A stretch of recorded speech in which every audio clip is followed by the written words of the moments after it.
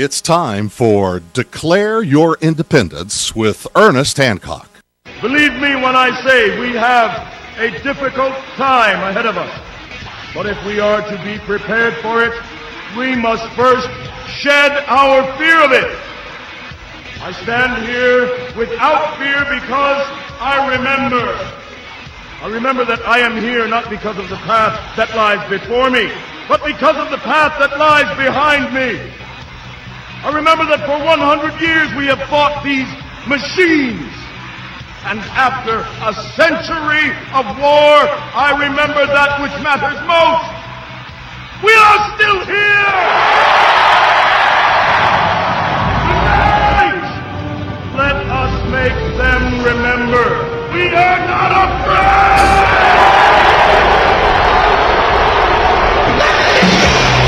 No, you can't go away. There she is, her last day. Say it, say hi. Hi. Jay is here working on a computer at the wrong time. You know, it's the last day in the traditional format that we have here with LRN.FM. We're going to be doing some other stuff with them and making sure everybody gets promoted because there's a lot of stuff coming. I mean, the world to be a-turning faster and faster and faster. There's a lot of different things that we're doing. Today, let me tell you the special. We've been trying to get Chuck Baldwin on for a long time. We keep pinging every now and then. He's a busy guy up in Montana now and everything. Well, today he's going to call in at 12:30 at the bottom of the first hour here, and he's going to go ahead and, tell us what's going on, man. Are you running for governor or what? You know, because we keep hearing about this, and what some of the audience knows is that every Sunday morning we have some, libertarians of faith come by, and we fellowship and hang and watch Pastor Chuck Baldwin sermon every Sunday.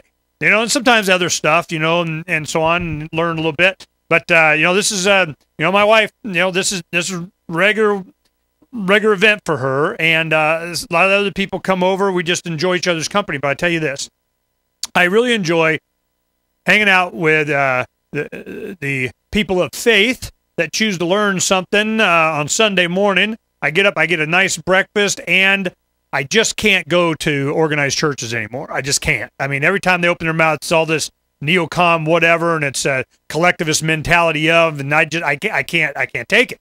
I'll go there and try, and I'll sit in a coffee shop, or whether you're welcome or not when you ask a question in a Bible study. I mean, the past 20 years, I'm going, yep.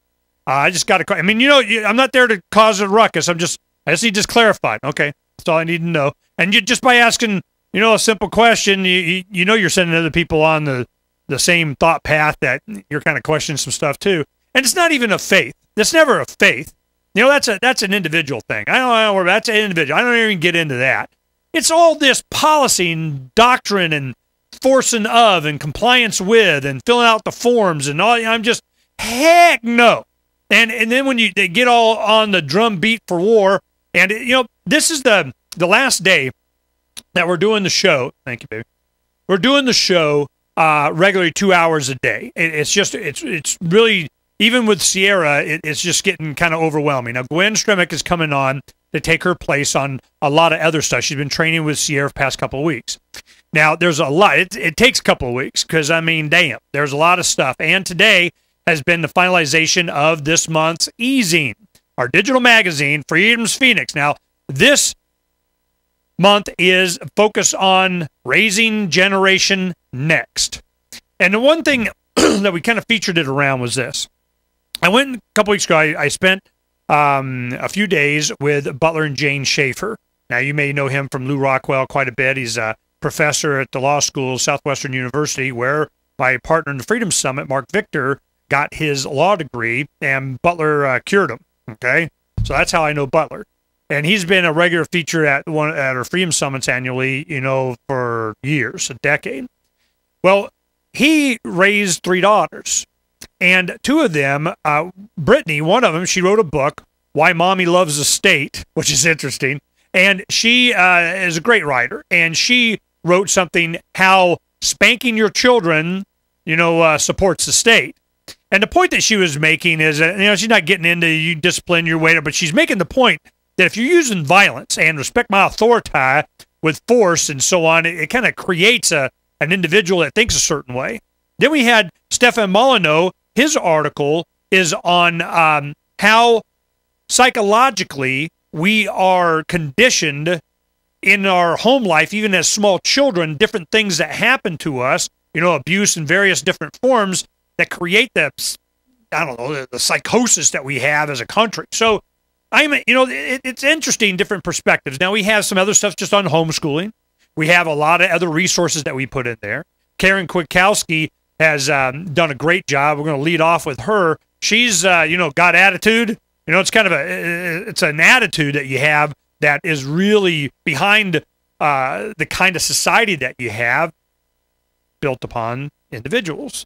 And then Barry Hesse does a thing about, education from a political standpoint. He's like, look, man, education is working exactly the way they wanted it to.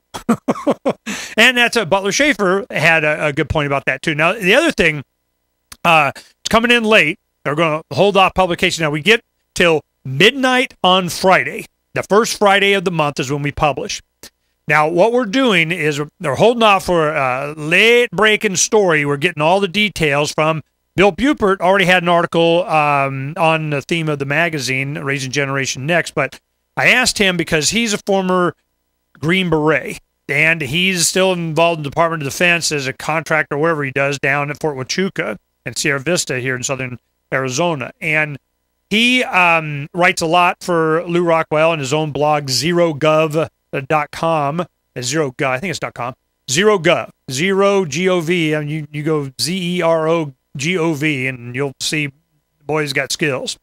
So I asked him, I go, I really think that this issue about Fast and Furious, the BATF, that selling all these running guns all over the place, and they're kind of just building this up for a big giant gun grab, trying to get the details out there to look at all these bad people got all these bad guns that we gave them. Well, all of a sudden, just in the last week, the heads of the BATF, BATFE, or just ATF for short, resigning. The Arizona BATF guy resigns. I mean, there's rats are being either kicked off the ship or leaving it. So I'm going, man, there's a whole bunch behind that story that we're not getting out. Would you be so kind? Yep. It's going to take him a few more hours to get that done. Thank you, Mr. Bupert. So we're going to, that's worth price of admission just to get that.